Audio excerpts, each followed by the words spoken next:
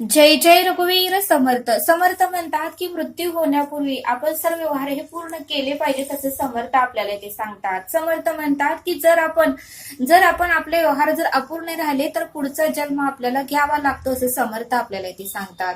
आणि सर्व जर व्यवहार आपण ह्या जन्मातच पूर्ण केले तर आपल्याला जन्म मृत्यूच्या फेऱ्यात अडकावं लागणार नाही, असं समर्थ आपल्याला ते सांगतात.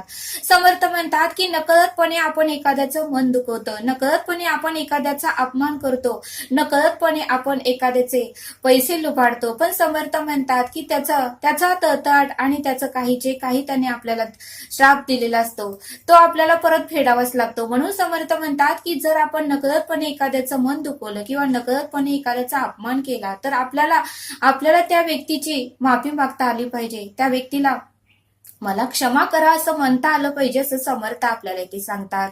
समर्थ म्हणतात की निसर्गाचाही नियम आहे की जे आपण बी टाकतो तेच उगवतं, तसं आपल्यालाही तेच लागू आहे, असं समर्थ आपल्याला ते सांगतात.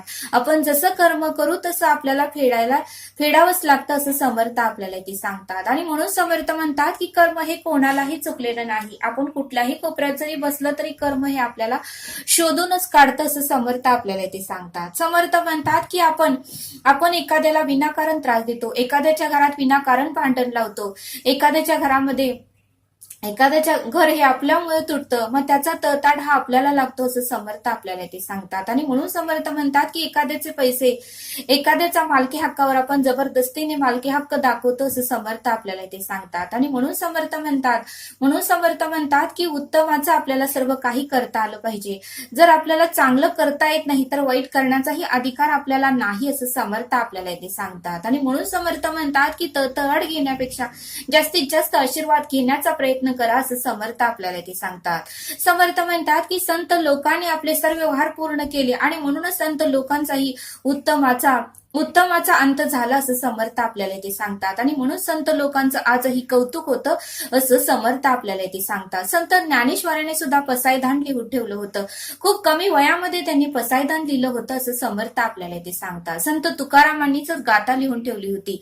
समर्थ म्हणतात की संत लोकांनी कोणाचाही तळताड घेतला नाही, की कोणाला त्यांनी ओरडून बोलले नाही, की कोणाचा अपमान केला नाही. म्हणून समर्थ म्हणतात की आपल्यालाही संत लोकांसारखं वागता आलं पाहिजे, असं समर्थ आपल्याला ते सांगतात. समर्थ म्हणतात की कोणताही व्यवहार आपल्याला मृत्यूपूर्वी हा पूर्ण करायचा आहे, असं समर्थ आपल्याला ते सांगतात. समर्थ म्हणतात की मडकं तयार करताना कुंभाराला त्या मडक्याला आतून बाहेरून हात फिरवावं लागतो, तरच ते मडकं गोल आकाराचं उत्तमाचं होतं आणि ते मडकं बघितल्या गिऱ्हाईक खरेदी करतं, असं समर्थ आपल्याला ते सांगतात. जर त्या मडक्याला कुंभाराने बाहेरूनही हात दिला नाही आणि आतूनही हात दिला नाही तर ते मडकं कुरूप दिसेल, ते मडकं उत्तमाचं गोल दिसणार नाही, असं समर्थ आपल्याला ते सांगतात. समर्थ म्हणतात की त्या मडक्याकडे जाऊ नका, आपल्या देहाकडे या. आपणही जर उत्तमाची उपासना आणि श्रवणात असलं तर आपलाही देह उत्तमाचा राहणार आहे. आपण जर विषयांचा वापर अतिरेक केला तर आपल्यालाही धोका होणार आहे, असं समर्थ आपल्याला ते सांगतात. समर्थ म्हणतात की ज्यावेळेस सीतामाता ही जंगलात होती आणि श्रीराम प्रभूंनी सांगितलं होतं की तू लक्ष्मण रेषा ओलांडू नको, तिने आज्ञेचं पालन करायला पाहिजे होतं, पण सीतामातेने मात्र आज्ञेचं पालन केलं नाही. काय होतंय म्हणून तिने लक्ष्मण रेषा ओलांडली आणि मग मात्र रावणाने तिचं अपहरण केलं आणि तिला लंकेमध्ये घेऊन गेले. बघा म्हणले समर्थ, म्हणजे आपल्याला आज्ञेत राहता आलं पाहिजे, आज्ञेला खूप सामर्थ्य आहे, असं समर्थ आपल्याला ते सांगतात. म्हणून समर्थ म्हणतात की आपल्यालाही आज्ञा पाळता आली पाहिजे. प्रथम आज्ञेशी वंदावे, भूदेवी संतासी सदावे, सत्कर्म योगी वय घालवावे, सर्वामुखी मंगल बोलवावे, असं समर्थ आपल्याला ते सांगतात. आणि म्हणून समर्थ म्हणतात की मृत्यूपूर्वी आपल्याला सर्व काही व्यवहार हे पूर्ण करता आलं पाहिजे, असं समर्थ आपल्याला ते सांगतात. समर्थ म्हणतात की अर्जुनाचे सारथी हे श्रीकृष्ण होते, तसे आपलेही सारथी आता परब्रह्म आहेत, असं समर्थ आपल्याला ते सांगतात. म्हणून समर्थ म्हणतात की परब्रह्माचे चरण कधीही सोडू नका, असं समर्थ आपल्याला ते सांगतात. समर्थ आपल्याला एक बोध सांगतात. समर्थ म्हणतात की ज्यावेळेस पांडव हे वनवास भोगत होते आणि वनवास भोगत असताना मात्र एका गरीब ब्राह्मणाच्या घरी पांडवांनी मुक्काम करायचं ठरवलं आणि त्यावेळेस मात्र गरीब ब्राह्मणाने ही पांडवांची सेवा करण्याचं ठरवलं आणि मग मात्र तो गरीब ब्राह्मण होता, तो पांडवांची उत्तमाची सेवा करू लागला आणि कुंतीचीही सेवा उत्तमाची करू लागला. पण त्या गावामध्ये असा काही एक बकासूर होता, असा काही राक्षस होता की त्याचा रोजचा नियम होता, त्याला भरपूर गडा भरून अन्न लागायचं आणि एक माणूस त्याच्याकडे रोज पाठवावं लागायचं. असा तो बकासूरचा नियम होता. आणि मग मात्र गावकरी लोक त्या बकासूरला खूप घाबरले होते, कारण घरातील प्रत्येक एका व्यक्तीला त्याच्याकडे नेऊन सोडावं लागायचं आणि तो राक्षस त्या व्यक्तीला मारून खाऊन टाकायचा. असा तो बकासूर होता. मग मात्र त्या दिवशी त्या गरीब ब्राह्मणाच्या मुलाची वेळ त्या दिवशी होती. त्यावेळेस मात्र पांडवांची सेवा त्या गरीब ब्राह्मणाने उत्तमाची केली होती, कुंतीची सेवा उत्तमाची केली होती. त्यावेळेस तो गरीब ब्राह्मण घाबरला होता आणि तो म्हणला की आज माझ्या मुलाचा शेवटचा दिवस आहे आणि त्या बकासूरला खाण्यासाठी माझा मुलगा आज पाठवायचा आहे, कारण तो नियमच आहे, तो गावात येऊन त्याने नियमच केलेला आहे. त्यावेळेस मात्र कुंती म्हणाली, तुम्ही काहीही घाबरू नका, आज तुमचा मुलगा त्या बकासूरकडे पाठवायचा नाही, त्या राक्षसाकडे तुमचा मुलगा आज पाठवायचा नाही. त्यावेळेस तो ब्राह्मण म्हणाला, नाही, मग तो सगळ्यांनाच मारून टाकेल. त्यावेळेस ती कुंती म्हणाली की तुम्ही काही घाबरू नका, आज माझा पुत्र भीमाला मी त्या बकासूरकडे पाठवते.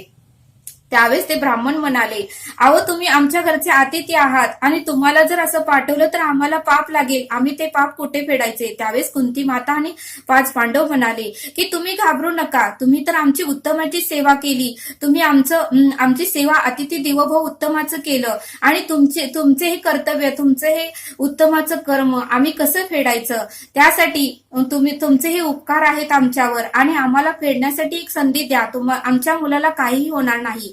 त्यावेळेस तो ब्राह्मण ठीक आहे म्हणाला. मग भीमाला कुंतीने त्या बकासूरकडे, त्या राक्षसाकडे पाठवलं आणि मग मात्र भीमाने त्या राक्षसाला मारून टाकलं, त्या बकासूरला मारून टाकलं आणि विजय होऊन तो ब्राह्मणाच्या घरी परत आला. त्यावेळेस गावकरी सर्व लोक तेथे जमले आणि भीमाचा आणि कुंतीचा, 5 पांडवांचा जय जयकार करू लागले आणि म्हणू लागले की खरंच तुम्ही उत्तमाचं केलं आहे आणि आमच्या गावामध्ये खूप भीतीचं वातावरण होतं, या बकासूर पासून आमची तुम्ही रक्षण केलं, आम्हाला तुम्ही वाचवलं, तुमचे खूप खूप आभार आहेत. आणि कुंतीचे आणि त्या 5 पांडवांचे सर्व गावकरी लोक चरण पकडू लागले.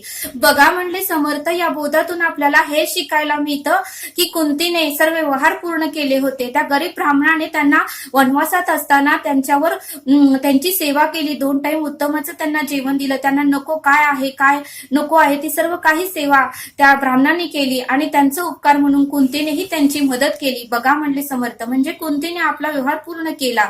म्हणून समर्थ म्हणतात की या बोधातून आपल्याला हे शिकायला मिळतं की मृत्यू होण्यापूर्वी आपणही आपले सर्व कार्य, सर्व कर्म हे उत्तमाचे सर्व व्यवहार पूर्ण करता आलं पाहिजे. जर कोणाला दुखवलं असेल तर माफी मागता आली पाहिजे. कोणीही आपला दुश्मन नसावा. जर आपल्याला एखाद्याबद्दल द्वेष होतो, मत्सर होतो, तिरस्कार होतो, तोही नसावा असं समर्थ आपल्याला इथे सांगतात. आणि सर्वांची माफी मागा. एखाद्याचा अपमान केला असेल, एखाद्याला रडवलं असेल, एखाद्याचा मत्सर द्वेष केला असेल तर त्याचीही माफी मागा आणि मनातून हलके व्हा आणि मृत्यूपूर्वी सर्व व्यवहार पूर्ण करा आणि आम्ही जातो आमच्या गावा, आमचा राम राम घ्यावा, हाच आहे शेवटचा दिवस असं समजून समर्थ म्हणले उत्तमाचे कर्म आपल्याला करता आलं पाहिजे असं समर्थांनी आपल्याला इथे सांगितलं. तरी आता आपण येथेच थांबू. धन्यवाद. जय सद्गुरू.